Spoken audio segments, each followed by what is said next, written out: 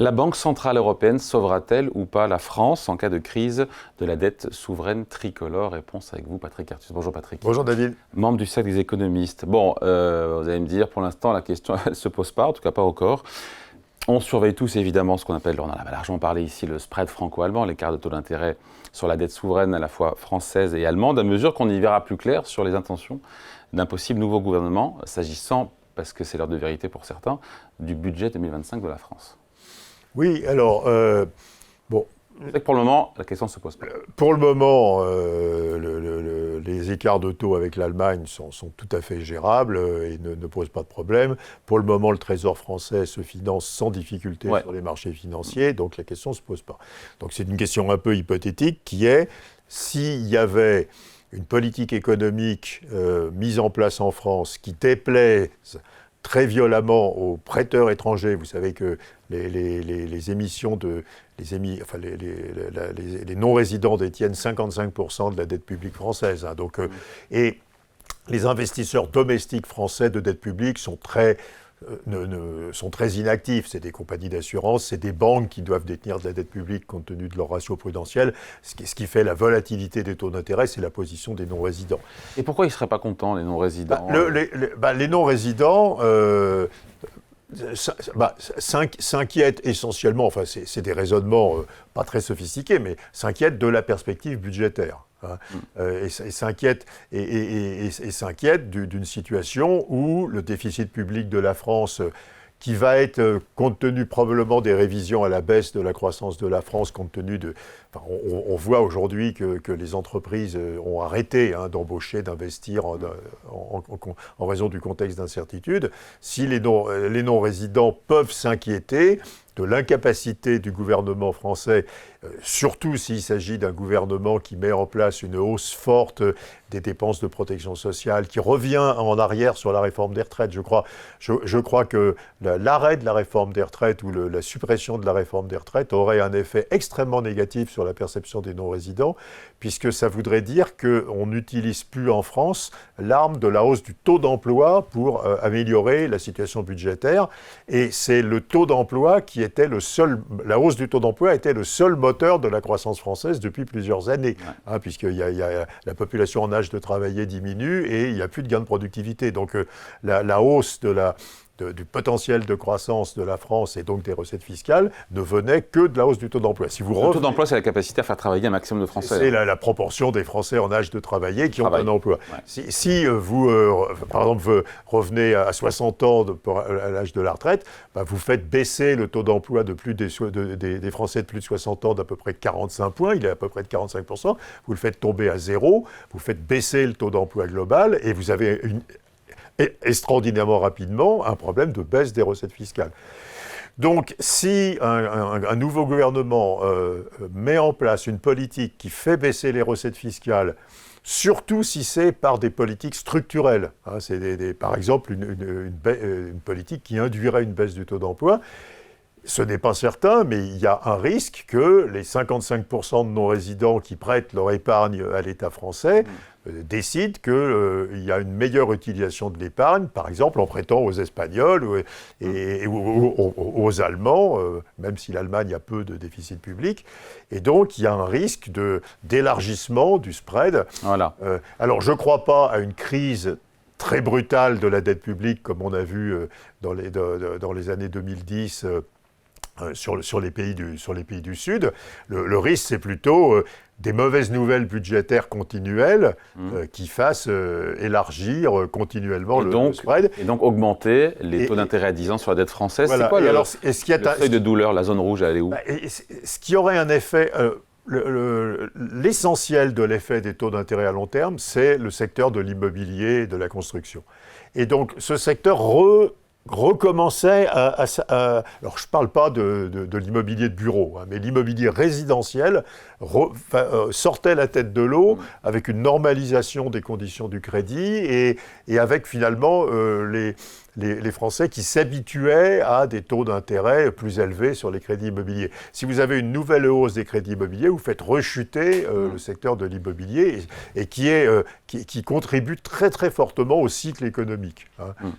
Alors, la question que vous posiez, c'est est-ce que... Si les investisseurs étrangers se détournent... Si ça arrive, oui. alors personne ne sait si ça arrivera. Ouais. Honnêtement, ça dépend de l'issue du jeu politique qui est enclenché aujourd'hui. Je pense que même les partis de l'ancienne majorité veulent augmenter le pouvoir d'achat, donc ne sont pas hostiles à des dépenses publiques supplémentaires, et que probablement il y aura le renoncement à certaines recettes. Et je ne vois pas ce gouvernement, un gouvernement futur, faire les baisses de dépenses publiques qui étaient programmées par le gouvernement précédent. Et rappelez-vous que pour ramener le déficit public de la France à 3% du PIB, ou ce qui est la même chose, faire disparaître le déficit structurel, le déficit primaire, pardon, c'est-à-dire... Avant intérêt de la dette. Ce qu'il faut réfléchir en termes de déficit primaire. Hein. C'est le déficit primaire, c'est le déficit avant paiement des intérêts sur la dette. Comme la croissance potentielle de la France est à peu près égale au taux d'intérêt réel, le niveau du déficit primaire qui stabilise le taux d'endettement public, c'est zéro. Enfin, il faut zéro de déficit primaire. Ah oui, pardon, primaire. Primaire. Et on est à 3% du PIB de déficit primaire cette année. Donc il y a 3 points de réduction du déficit primaire à faire. Et ça veut dire que comme on perd, si vous réduisez les dépenses publiques de 1, vous ne réduisez finalement le déficit que de 1,5 à cause de l'effet négatif récessif que ça a sur l'activité. Ouais. Et il faut réfléchir, il faut avoir à l'esprit que pour faire passer le déficit primaire de 3 points de PIB à 0, il faut réduire de 6 points de PIB les dépenses publiques de la France. Ce qui est impossible. Et ce qui est impossible, surtout dans le nouveau contexte politique après les élections législatives. Et donc, il y a vraiment un risque de réaction négative des marchés. Voilà. Et donc je reviens à mon sujet alors. La question, c'est, revenons à votre sujet, est-ce que la BCE interviendra... À partir de quel niveau de seuil de douleur, de taux d'intérêt à 10 ans sur la dette française? Alors, on n'en sait rien, et même ils n'en savent... Ou le spread, c'est quoi? C'est le spread franco-allemand? C'est 100 points de base, 120 points de base, 150 points de base? On n'en sait rien, mais je crois que les textes sont très clairs, et je ne vois pas la BCE dévier des textes. Donc la BCE a un instrument... Parce qu'elle, pardon, juste Patrick, elle peut nous sauver. Alors il y a un instrument qui s'appelle le Transmission Protection Instrument, le TPI, qui permet à la BCE 2022, d'acheter... Printemps 2022. Oui, alors ça n'est jamais utilisé, d'acheter n'importe quelle quantité de la dette publique d'un pays européen dont elle juge que les taux d'intérêt sont anormaux vis-à-vis des fondamentaux. Et bien voilà, super, on est tranquille. Et voilà, sauf que c'est une aide conditionnée, et c'est une aide conditionnée au fait que ce pays ne doit pas être comment ça s'appelle ? En procédure pour déficit excessif, et que ce pays doit suivre les recommandations de la Commission européenne en ce qui concerne sa politique économique et sa... Point numéro 1, la France est... Et donc la France est en déficit, va être en procédure pour déficit excessif. Ouais. Et 2, s'il y a une politique de relance très forte de la demande à la base utilisant les dépenses publiques, la France ne suit certainement pas les recommandations de la Commission européenne. Je ne crois pas du tout que la BCE prenne le risque de décrédibiliser son instrument en prêtant à la France, alors que la France ne respecte pas ses règles. Et il y a un problème d'aléa de moralité. Certes, mais s'il y a un risque de fragmentation, imaginons que tous les spreads sur les autres pays, l'Espagne, l'Italie, ça contamine, ce qui va s'en faire, et qu'il y a un risque d'implosion de l'euro. Si l'Italie est contaminée sans raison, la BCE peut déclencher le TPI sur l'Italie. Sur l'Italie. Mais pas sur la France. Hein, parce que si l'Italie, ce qu'on observe depuis quelques semaines, si les taux d'intérêt italiens suivent les taux d'intérêt français, par simplement contagion de marché, la BCE pourra aider l'Italie à se financer.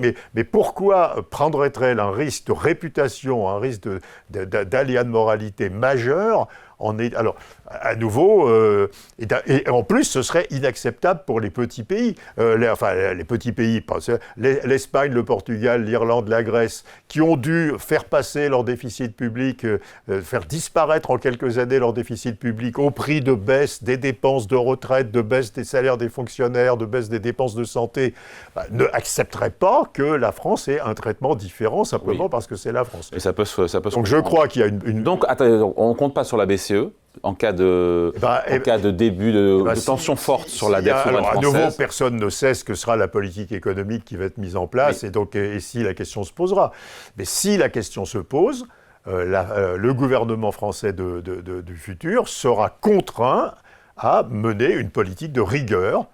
Contraint par qui? Par les marchés financiers. Contraint par les marchés financiers et par le fait que la BCE lui dira je veux bien vous aider, à condition que vous respectiez mes orientations de politique économique.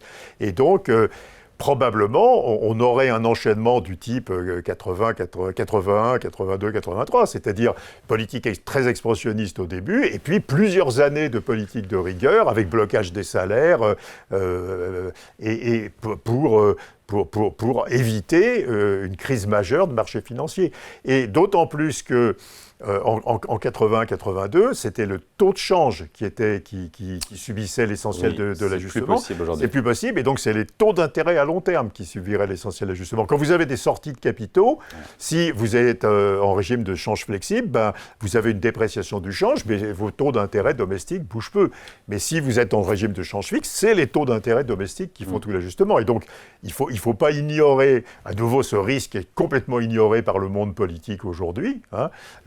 Et à nouveau, on va partir, compte tenu des révisions à la baisse de la croissance prévue cette année, je pense d'un déficit public initial de l'ordre de 5,5%, avec des dépenses supplémentaires.